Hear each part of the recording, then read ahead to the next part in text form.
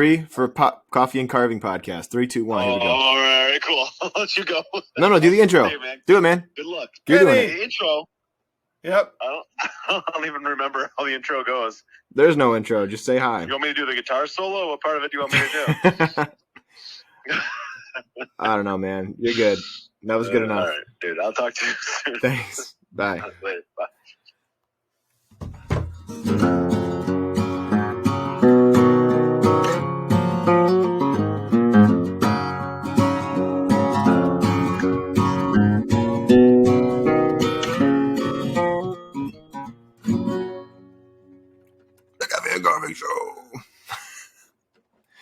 The Coffee and Carving Show, brought to you by Doug, Linker, and Alec, Lacasse. Beep. Or Hey, brought to us by our coffee heroes, Shawnee Armstrong, Charles Rick Carver, and Ricky Adkins. Thanks, guys. yes. Thanks a lot, There you guys. go. This is Episode good number coffee. 52. What are you drinking? Today I'm drinking a Americano, which is a watered down espresso. I like that. Me either, Doug. That makes two of us. Is that right? Yeah, I mean, it's all I could do right before the show. I have So- a nice pour-over coffee of no known origin other than it's Mhm. freshly ground in a glass jar. I'll have to ask Yep. my wife to save the bags next time. Yeah. Yeah. It's mystery coffee. It is. Brought to you by the folks who brought the mystery spot. Yeah, anyway. Hey, we've had a big week, haven't we? Big We things have, happened this actually. week. We did. Yeah, tell them about what those big things are, Doge. Well, I attended, two things. Yeah. First off, I went to a flea market. And Did you? I bought a new chainsaw for like $10. It's brand new. Did you really? Yeah, it was a steal. Oh my gosh, yes! Hey everybody, welcome to the Coffee and Carving Show. This is episode 52. I'm Alec, and that's my friend Doug, and today we bring you our latest installment of what we've been up to this week. Anyway, Doug, tell us about I don't know. That was bad. I went down to the Americas, and I attended a collector's party for a fancy pantsy artist. Oh boy. And had a swell time. That's cool. Somebody told me this is what's funny to me about this whole thing is we have a pole barn. We swept it up a little bit. It's still kind of dirty, and we put all my dad's tools in the corner, and we set up display panels and threw the lights on. Brought some dessert in there. My dad did an amazing job of getting everything nice. Very little light. And people said, "Oh, I didn't realize it was going to be this fancy." I'm wearing I was wearing just a normal I don't know. What was that about? Denim shirt? Yeah. People I were. don't know. I was mad at you because I didn't wear my blue jeans because you told me it was fancy, and everybody was wearing blue jeans. No, I did not. So. You liar. Was that a joke? Was there a joke in there? I can't tell if those are dad jokes or I'm trying to read into them. I didn't wear my normal casual wear. Where's the dad joke in that?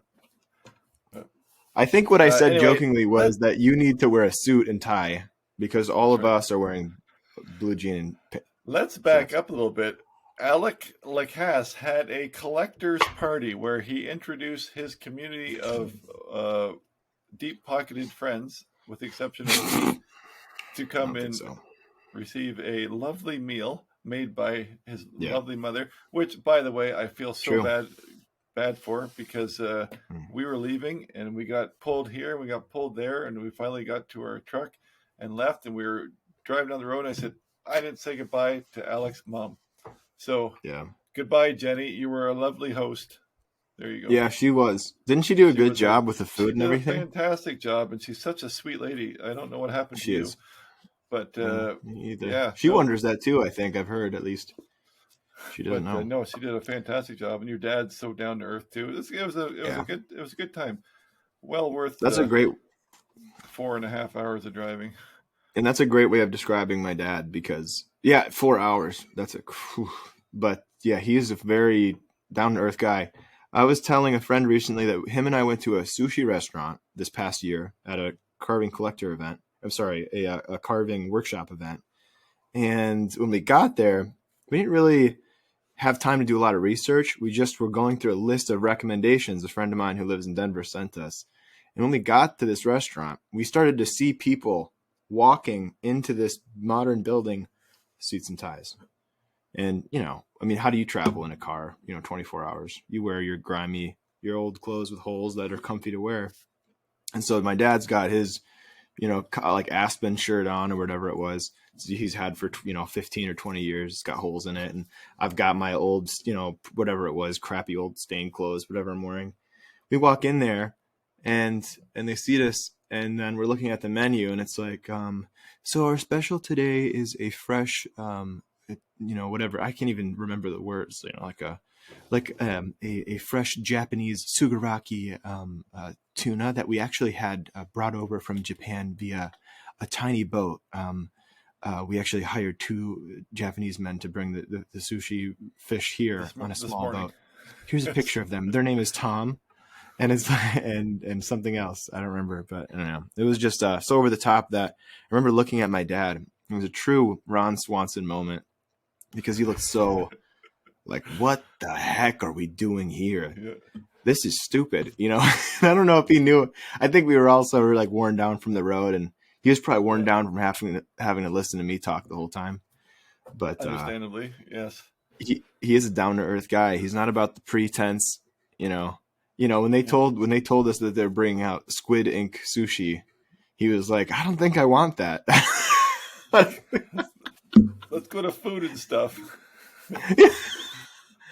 Dad, if Dad's listening, that's a reference to Ron Swanson. Parks and Recreation, yep. Mm-hmm. Anyway, so yeah, I don't know what happened to me. I like sushi. Lame. Anyway, let's talk about your party. Yeah. Describe your party. Yep. Yeah. Well, it's really not fancy. It's in a barn, and it came to me as an idea through 2 people, Michael Shellis and another individual who I was next to at an art show some years ago. And Michael Shellis was the first to kind of bring it to my attention. He doesn't sell art at art shows. He has events at his home and have it in his garage, or you at the time, I think he would have it at an event place, like somewhere where he'd have it catered. He likes to cook. He's a great artist, actually. Worth checking out. More on him later in the featured artist section.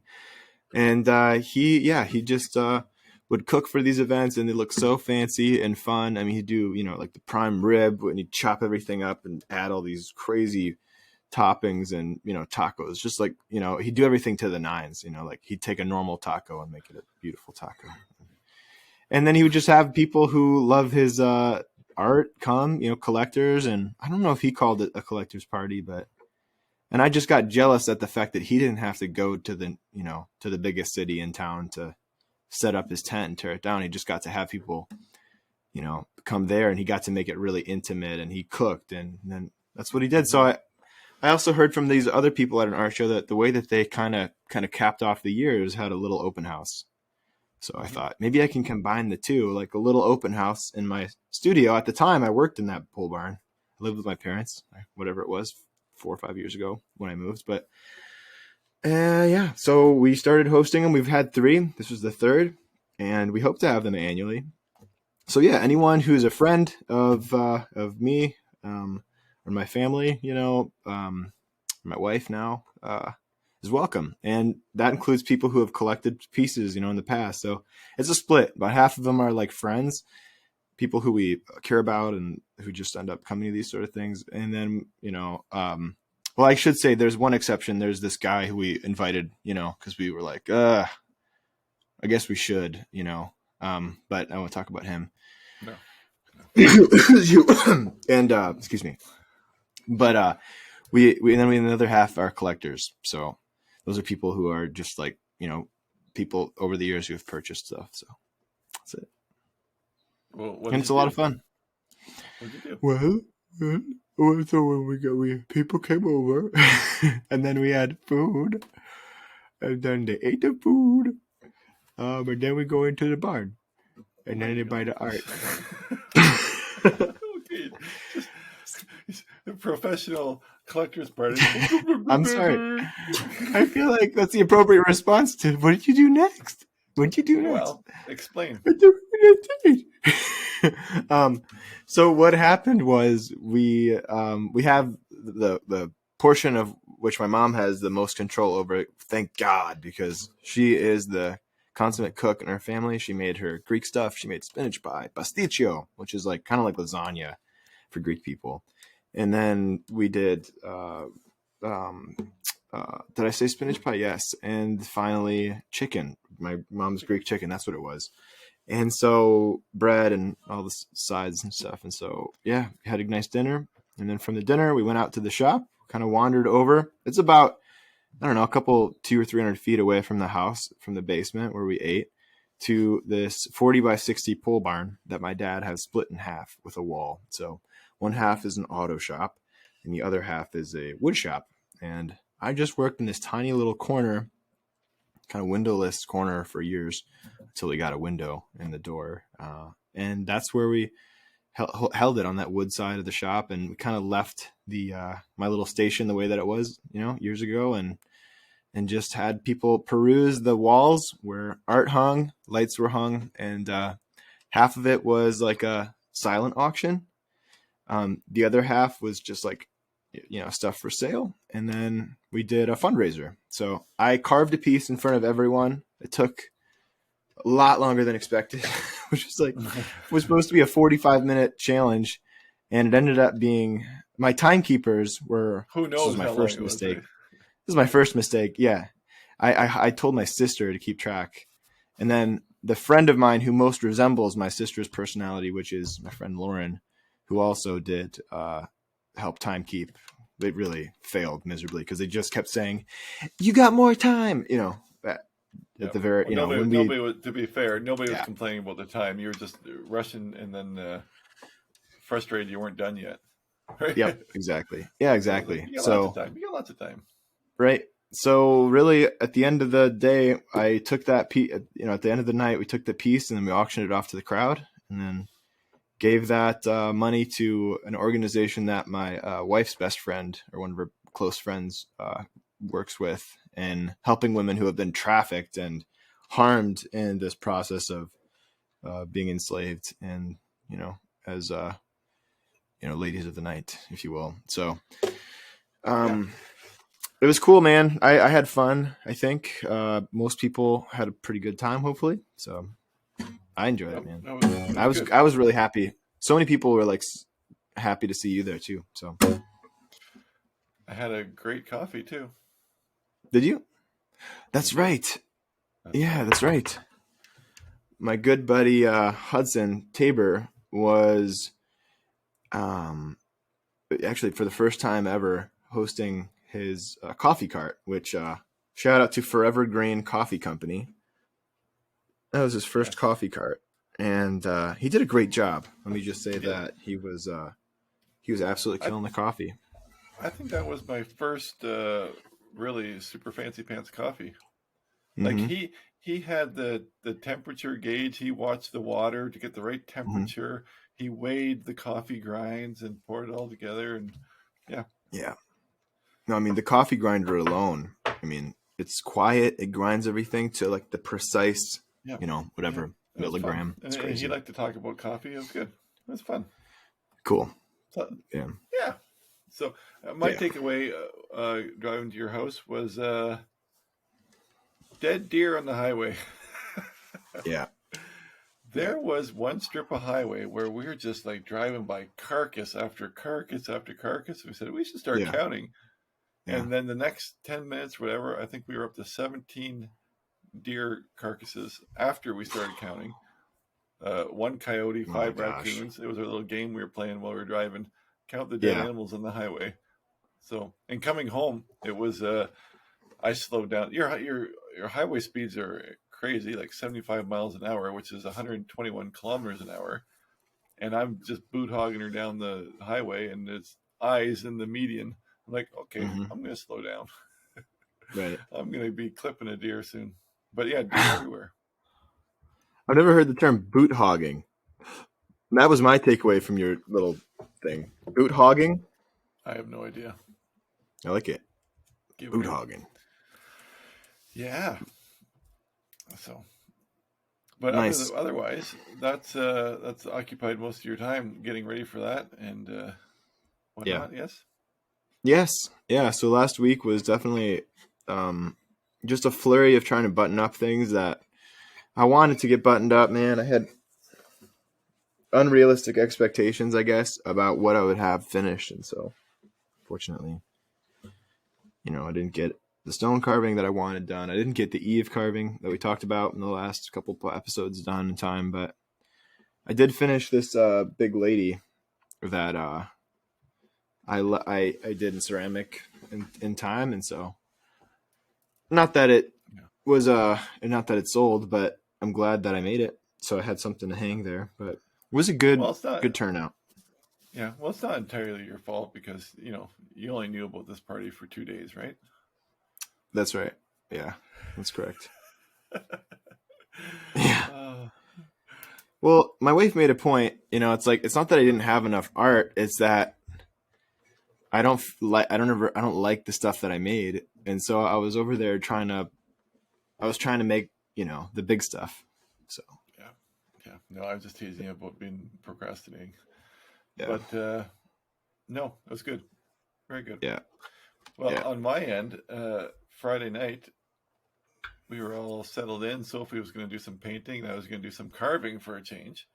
And dogs start barking, and my in-laws showed up unexpected. I was surprised we're here, which is fine. Yeah. They're fun, but it was just funny because we're like, okay, well, thanks for coming. They said we're here for the weekend. By the way, they're 1,000 kilometers away. Like it's not like they just dropped in. It's like that's a 10-hour drive at least, and because they didn't announce it because they didn't want to stress my wife out.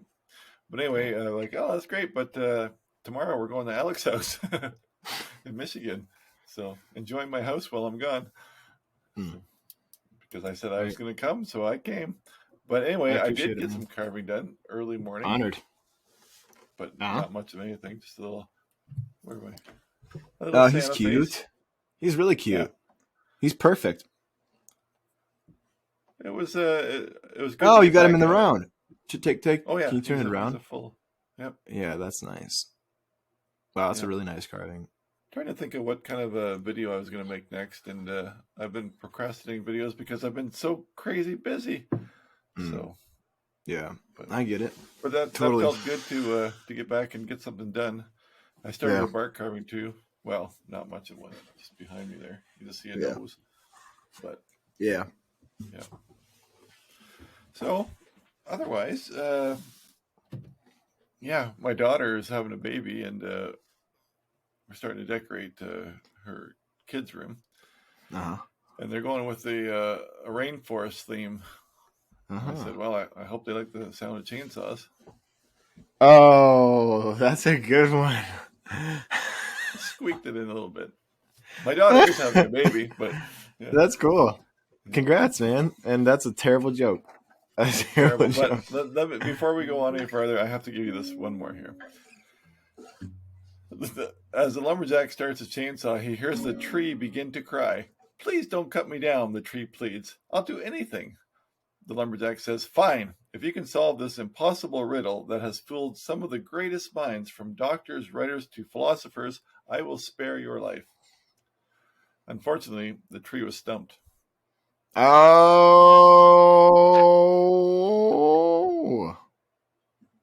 Not bad, eh? Man, it's a rough week. We pay money for that laugh track. I want to hear that laugh track every time I tell a joke. Yeah, you have to earn it, baby.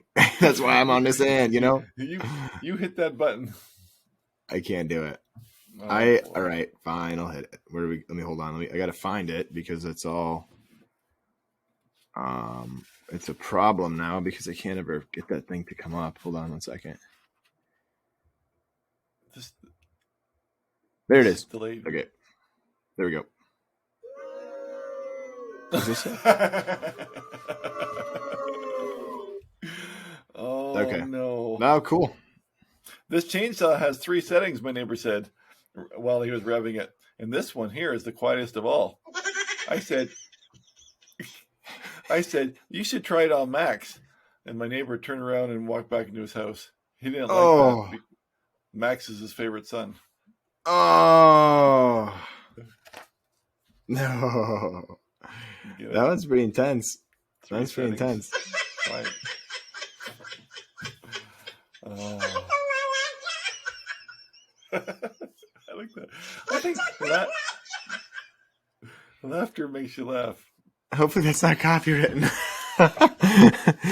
I found that on the tube. Uh-oh. I'm gonna have to edit that out. What else you got? I don't got a whole lot. I told my wife to bring in that clay piece if she thinks of it. If she thinks to check her phone, maybe we'll see it. But I just want to show you a carving that I did recently. Yes. Super proud of. It's probably the best work I've ever done. Dun dun dun dun. Well, you did not carve that. That is an alligator head from Florida. But I did want to show it to you. Look how cool that is. I have an alligator head story. Do you? Yep. My brother, I took care of his dog one year, and he went to Florida. He came back. He bought me an alligator head. I have no idea where it is now, but he bought me an alligator head, and he's crossing the border. You got anything to declare? No. And they did have something they had to pay duty for, so they went in the thing. Yeah. And all over it's like reptile skins, reptile heads are not allowed to enter the Canada. And he's already done it. So anyway. Oh, wow. Bootleg alligator head. Hey, pretty cool. That always makes it cooler if it's bootleg, I feel like. Yep. I definitely, revved up I remember one time I was coming back from Greece with my buddy Evan, and he insisted on bringing this spring-powered water gun. What is it? Not a water gun, like a spear, what am I trying to say? A harpoon. A spear gun, yeah. Yeah, harpoon, spear gun. Yeah. And so I was like, we had gotten in an argument about it, and I was like, dude, you cannot bring a spear gun in your luggage. It's not going to work. And so we got to the American border from Greece, and in Greece they were like, "Oh, that's fine. I have the same thing, no problem." But in America, they literally laughed. They looked at basically they put the thing under the scanner and looked at the scanner, and like, "Are you kidding me?" And he's like, "Hey, come over here." He had some other worker come look at it. He's like, "This guy's got a harpoon gun." And they laughed, and they said, "Can you pull that out?" And he pulls it out and he shows it to him, and he's like, "It's not that powerful, and it's like for fishing." They let him keep it. So, well, yeah, I mean, really, otherwise this week has been just kind of cleaning up. Sunday after the event, cleaned up the shop and got things kind of somewhat back to where they used to be. Dad was kind of rethinking the arrangement of all of his tools, so we kind of left things in the middle of the shop so that he could kind of figure out what he wanted to do as far as all that goes. And so, yeah, that was cool. It means less work for us, and brought them a little gift as a thank you for all the hard work. And yeah, that's basically what the rest of the week looked like. Oh, by the way, we should talk about your dad for a minute, because I spent a considerable amount of time with him and his what do you say? Your father is a luthier. Is that what it is? Yes. I'm so glad you mentioned that. Because the guitar I'm playing right now, I almost forgot to mention, is one of my dad's. Yeah, he made that. Yeah, he made it out of wood. Incredible. From Home Depot. So he was showing me his current work in progress and another one that he had made. And my goodness, they are amazing. Yeah. They're really nice. He's got the patience of Job to be making those. I guarantee you, I would smash them before I was done. He'd be like, "Your guitar's done."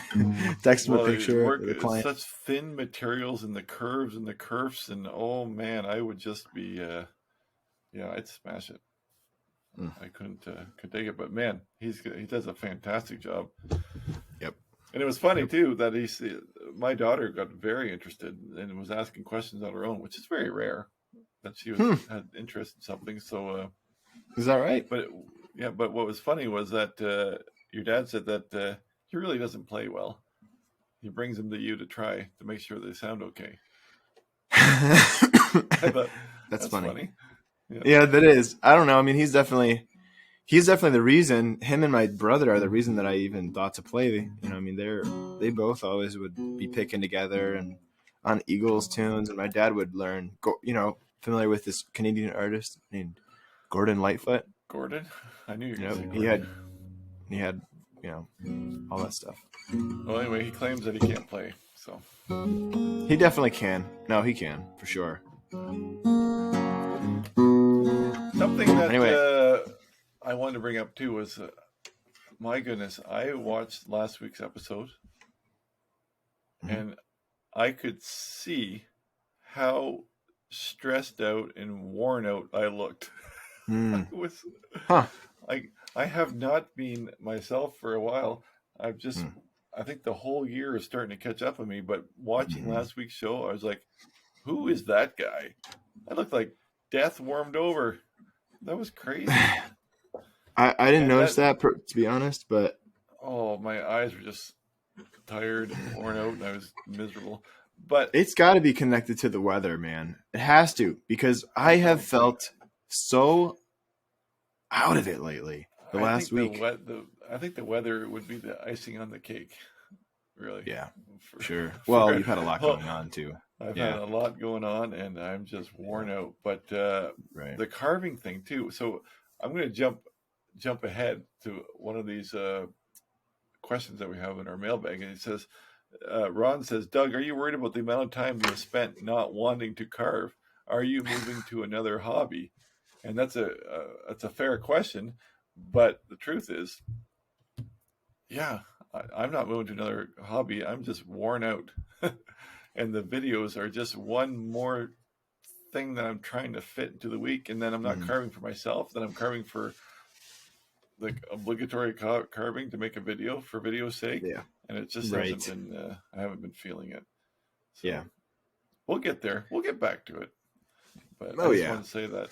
But I was mentioning to you, and something that I wanted to just touch base on too was that my whole little carving studio here, I kind of built that with the idea, like if you look around, like I always thought I would like to have like the grandpa's workshop feel for video's sake.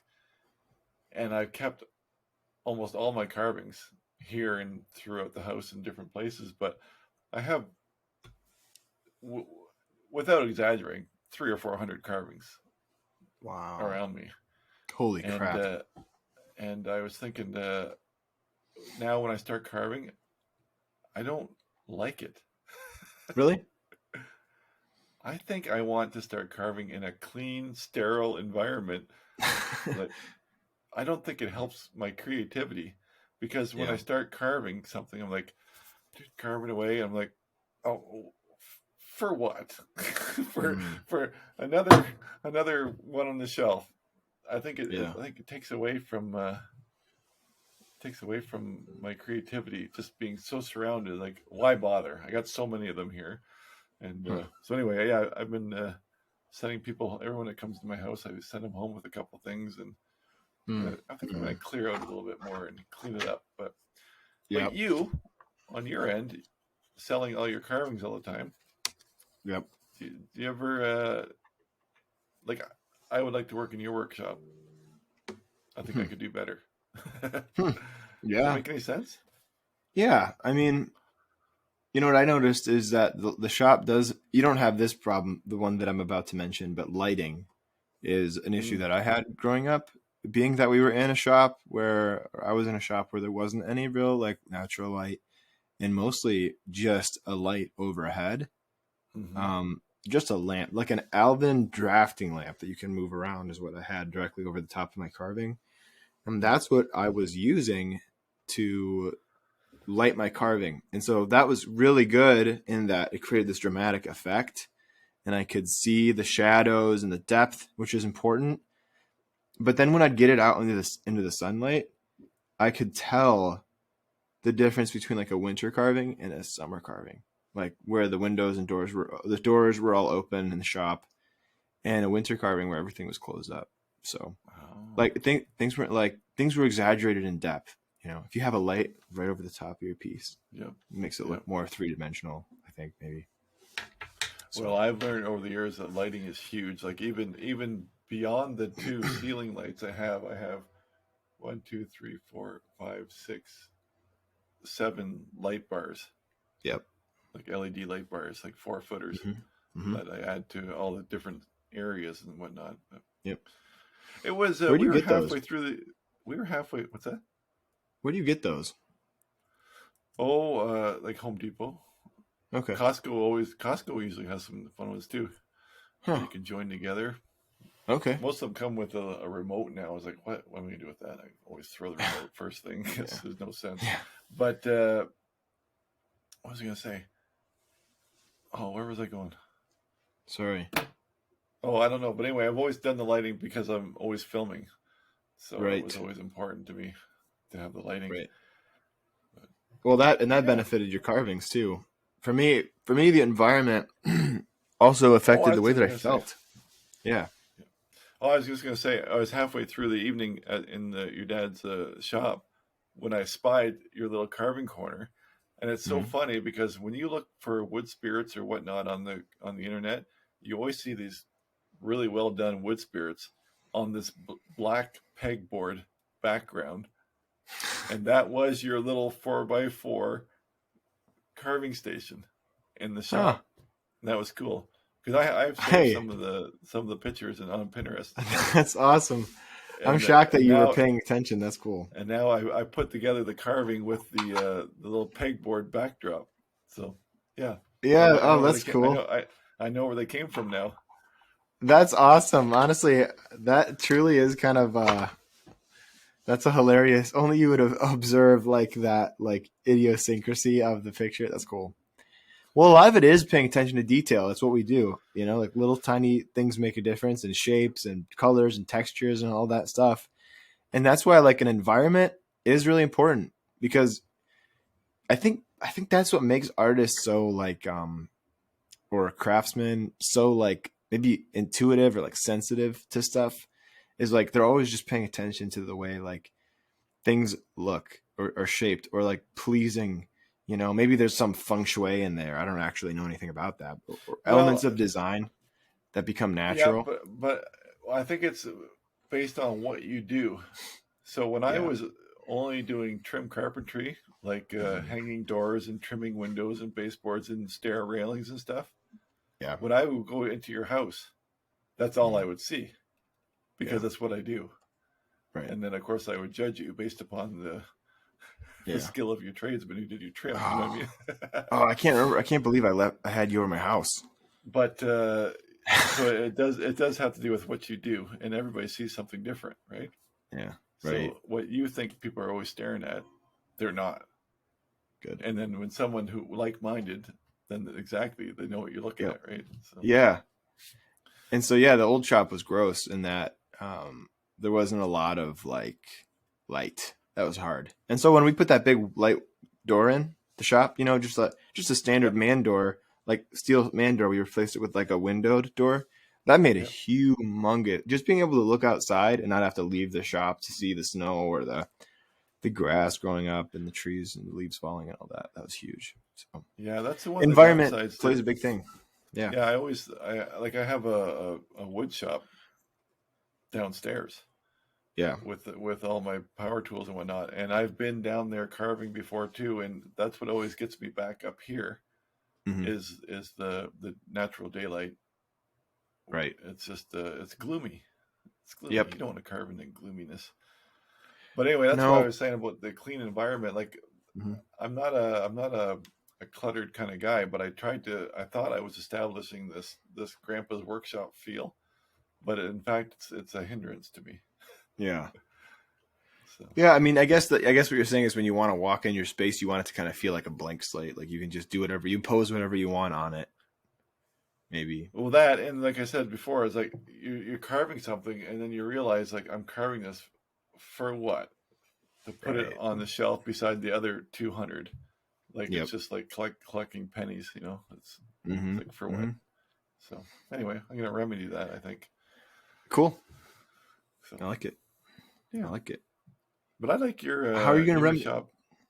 Tell me how you're going to remedy that. Speaking of which, well, the problem is half them aren't worth selling because they're like beginner pieces and whatnot. So either I'll put them in a box or something, or give them to the grandkids to play with, beat up, kick around. I don't care. But yeah, I may start selling some. I may not. I'm not going to say that out loud. But no.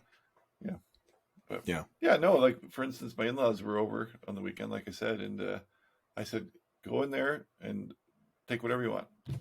So they took a couple of big, large pieces, and that helped. So we keep doing that. Yeah, very cool. Also, one other thing I'll mention too is that back to the question, not wanting to carve. The not wanting to carve is not. I feel like, since I don't have so much time, that when I carve, I can only carve to make videos, and that is a horrible mentality.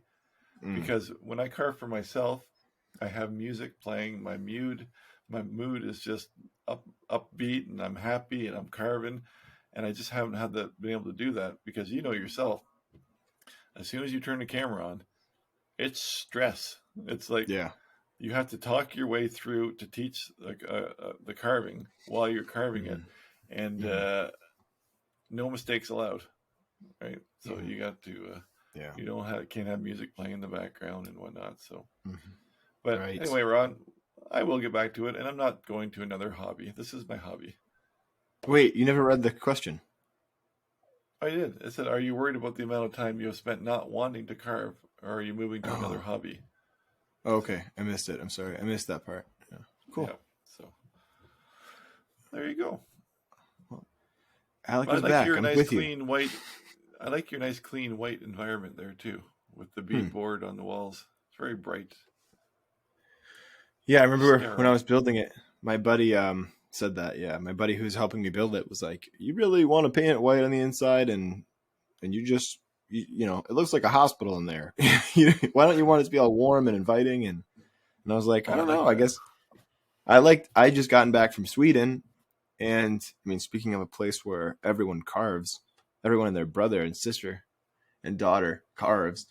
I loved, that's a place where, speaking of an environment changing the way that you feel, you can see why the leading furniture design comes out of Sweden in many cases. Like, Sweden is a beautiful place for an artist to walk around, or for a craftsman, especially a craftsman, somebody who makes buildings and architecture, and like someone like yourself who knows about that stuff, to just be in that space and look at the way things are put together.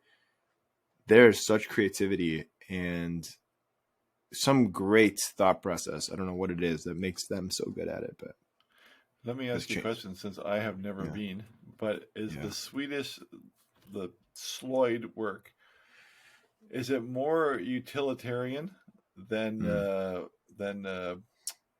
just what am I saying? Than art? Yeah, crafty or arty, or no, but is they it actually the Sloyd is always like fabrics, kuksas, spoons, wooden shoes, like log cabin. Is it more utility, or is it more art? Do you see much art? Is what I'm asking, I guess. Yeah, and my only practical? that's a good question, and I'm like the least qualified to answer that, other than just obviously you're just asking what I saw, and I saw a couple of kids, you know, who were proud of their SpongeBob carvings, and they wanted, so they were like just making fun stuff. Actually, one of the daughters made a stool, so there's that. You know, she had cut out a stool and a bandsaw, and it was like, I mean, it's a different world over there, Doug. I mean, I'd love to visit someday. 11-year-old girl putting together a stool that's better than I could have at 18. That kind of makes you second guess everything. I have a couple of Sloyd school age children books from Sweden. and they're all really? like making cool. Toolboxes, stools, like you said, like I Yep. said, but always practical, not silly fun, I guess. Right. But I guess they let people in modern day classes do stuff like that. Like again, I think it was Elsa, one of the girls that who stayed with the daughters of the gentleman we stayed with. Yeah, SpongeBob. I was so happy about that. I suppose that's where the whole flat plane carving kind of originated too. With the, right. So yeah. what am True. I talking about? Yeah. True. Yeah. But actually, yeah, we would love. I mean, we've dreamt about what that would be like to live there. We would love that. So, be so cool. Yeah. Well, let's dive right into the mailbag here because there's a very interesting question coming up.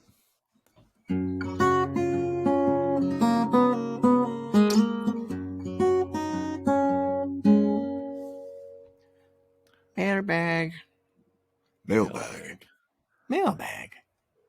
Brian. All right. Brian says, "Congratulations on your 50th podcast. Now 52. I'm curious about the benefits you feel. No, I'm curious about the benefit. Okay, that's his mistake, not mine. Yeah. I'm curious about the benefits you feel. Oh, I can't even read it. Yeah. Wow. Yeah, that's crazy. I'm reading it. I'm curious about the benefits you receive. You feel you receive from each other's friendship. As a young man, I worked with an older carpenter and truly enjoyed learning from him, but also formed true friendships with him as well. It is a two-way street in which both learn and benefit from each other. I'd like to know your insights into the relationship between young and old." Now, Brian, am I to believe that you're insinuating that I'm old and Alec is the young one? Well, I've learned how to deal with people who are, who don't really, they're like not as good at understanding modern things, I guess, like technology and such. For instance, what pray tell, wow. What do you speak of? I'm just saying, like, I think there's this ageism that all young people are kind of up against, where you see a guy with a long white beard and then you say, remember that $1,500 laptop that you bought that you never turned on? Stuff like that, Oh yeah, there's that. Yep. So I definitely learned, like, probably patience, I guess, maybe. Yeah. I think you probably learned patience too, or maybe not. I don't know. You speak. I'll let you speak for yourself, but I've definitely you've picked up a little bit of work ethic. You taught me how electricity was, how you came up with, was it you? Somebody came up with electricity. No. Okay. Okay, to be fair, I will give, I like watching the young fella here because it makes me sad. We have to answer this, honestly. Yeah, this is going to be sappy. I have. Well, no, I'm not really going to compliment you too much. I'm just going to say I like to see what becomes of you because I am so jealous that I don't have your youth to start carving from. Since I didn't start carving till I was in my 40s. So it'll be very interesting. Well, it already is. Like, who starts carving and teaching when they're 14 years old? That's ridiculous. So it's I'm very jealous that I don't have more time in this this area. Yeah, and I've learned from you, just kind of in general, like what not to do. Exactly. As far as like anything, carving. No, I'm just kidding. You can't do it. You can't do it, folks. I can't be serious. No, I think for sure, Doug has taught me how to. I'm sorry. I apologize. That was my dad. I apologize. I was gonna say tie my shoes, but we didn't meet around that time. I'm trying to think of something you taught me. No, for real though. You one or two times we've hung out, and you just said, something to the effect of, "Man, I would love to see you take this even further. Like take this seriously. And at first it was like, what is that supposed to mean? Yeah. And then I thought about it, and I was like, oh no, I think I know what he means. And then shortly afterwards, I had a talk with my brother, who was like, Alec, I know you can just kind of wake up whenever you want, doing what you do and get started. But if you just woke up a little bit earlier than normal, like maybe instead of like, noon, I'm just kidding. I don't wake up at noon. If you wake up instead of like, I don't know, like 8 or 9, you woke up at 6:30 every single morning and made a carving, like first thing, like do your thing. And then you in the previous conversation, I forgot to mention, said you should do like that warm up thing. Like you stuck to that warm up thing that you're talking about, made a single carving every day. That was small and simple. Those things are like, you need to hear that from people, like to stay on the path. You need to kick a swift kick in the butt. Like, no, you've got too much to offer yourself to not show up. I think that's a big part of it. I've learned how to be on time for the podcast a little bit more, for sure. Pretty good. Yeah. Now I'm within a couple of minutes, I think, for the most part. Yeah. Whereas before, 10 minutes late, sometimes later. Yeah. See, early is on time, and on time is late. Yeah. There you go. But yeah, I do apologize, Dad, about the shoe thing. I got confused. So. Anyway, Gene has a song. Are you gonna play this song? I saved it for you. The Carving Party. Let me find it. I know you're just gonna be a goof on it, but where is it? Okay. Ooh. I went to a carving party to carve with my old friends. A chance to share old memories and carve our wood again. When I get to the carving party, they all knew my name, but no one recognized me. My carvings are my thing. There you go. But it's all right now, I carve my carvings well. You see, you can't please everyone. I can't. That's all I got. Oh, that's a fun song. Yeah, it's my modern adaptation. I'm going to read the rest. People came from miles around. Everyone was there. Alec brought his chisels. There were chips in the air. And over in the corner, much to my surprise, Mr. Linker was brewing coffee, wearing a disguise. But it's all right now. I carved my carvings well. You see, you can't please everyone, so you got to please yourself. And la la la la. Showed them all the old ones. I thought that's why they came. No one liked the carvings. Didn't look the same.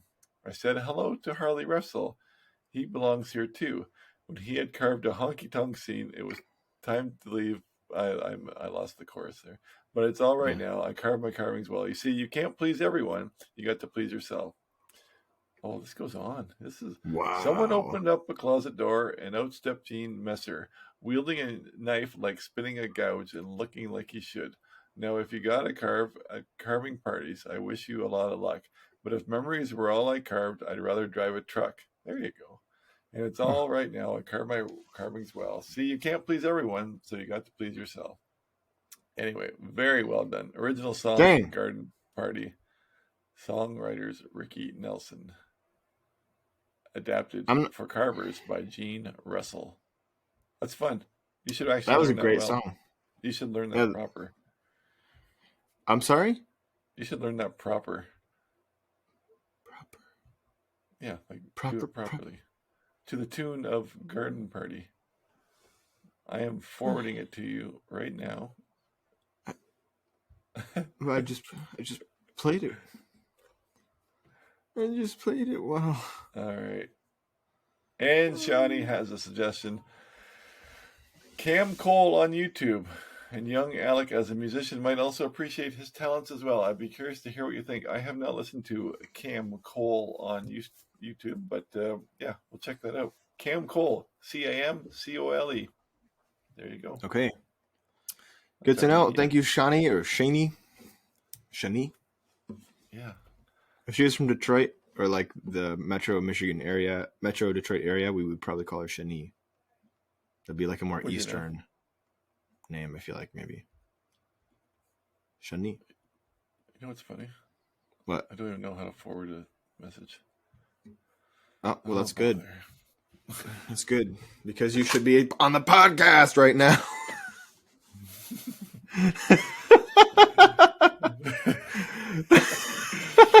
I just pull. Did I just pull an Alec? You did. You did. No. Oh, I think we're rubbing off on each other more than we would like, Craig or whoever sent that comment about us. All right. Yeah, I mean, I think it's about time we get into that part of the night where we do that thing where we talk about other stuff.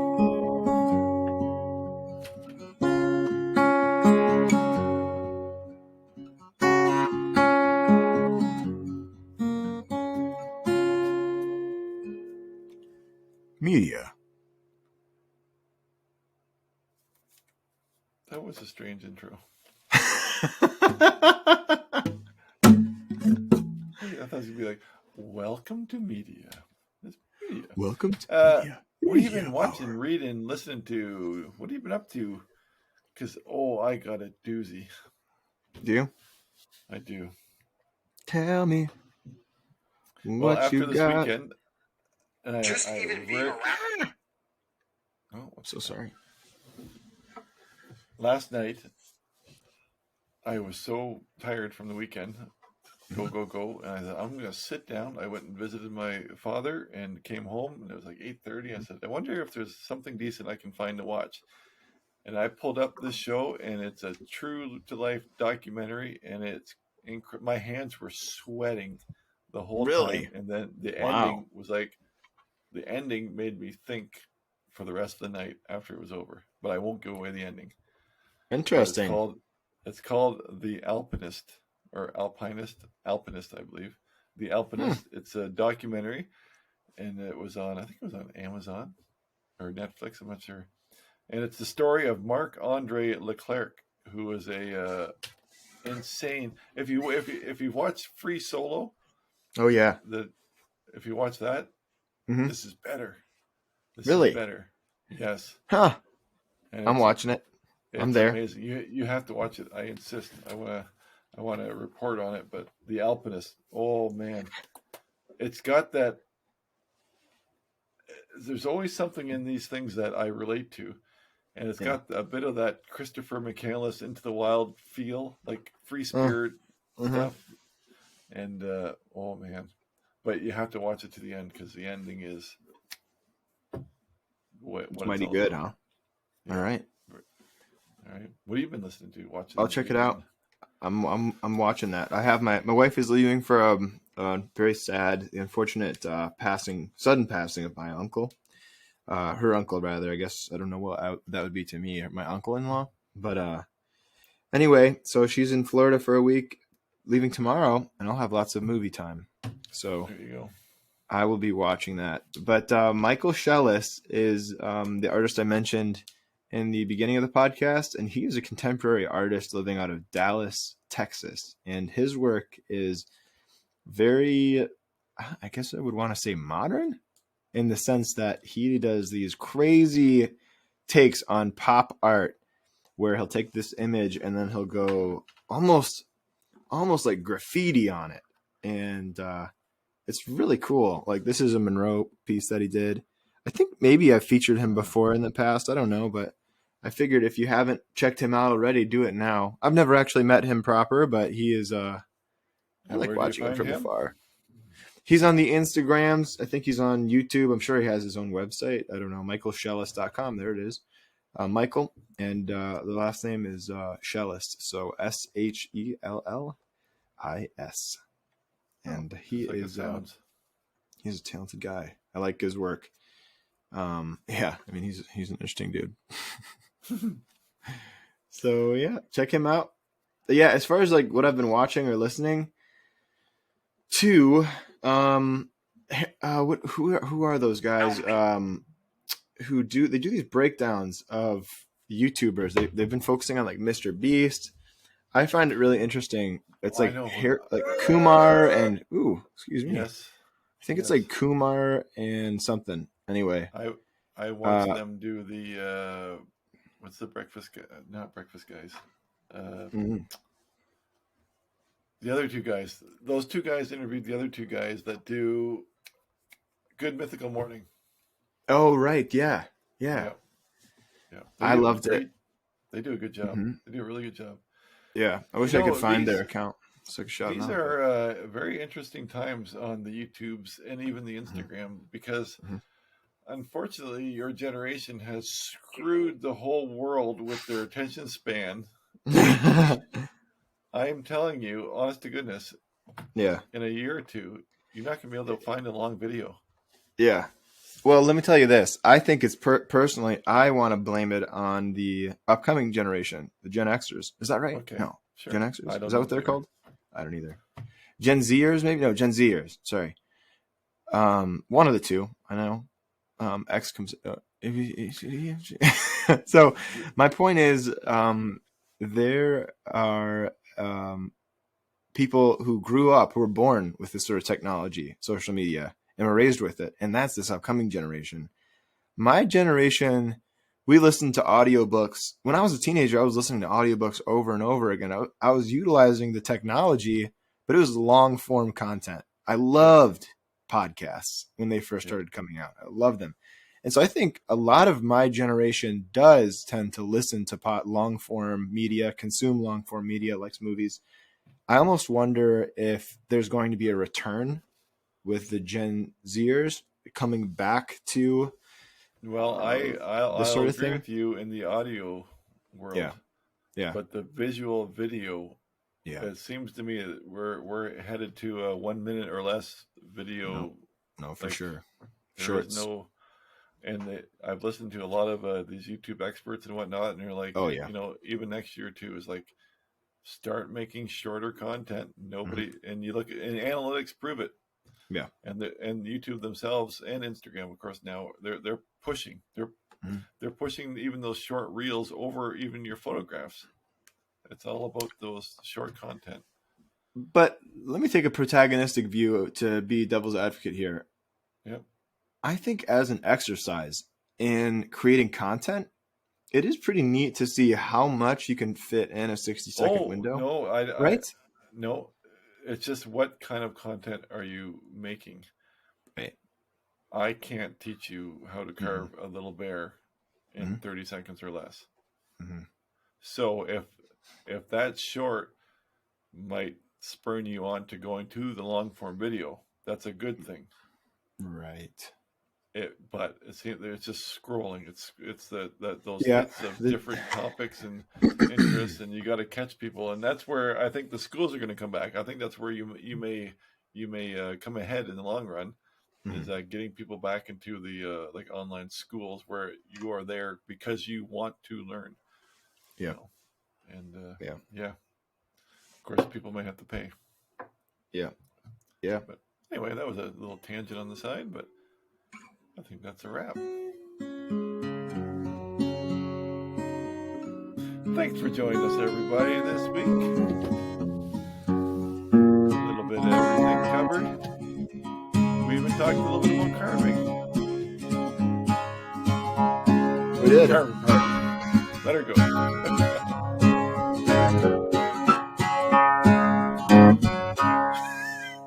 Thanks, everybody, for watching. And I appreciate it as always. Take them. Take those. Take those vitamins. Take them all. Take them.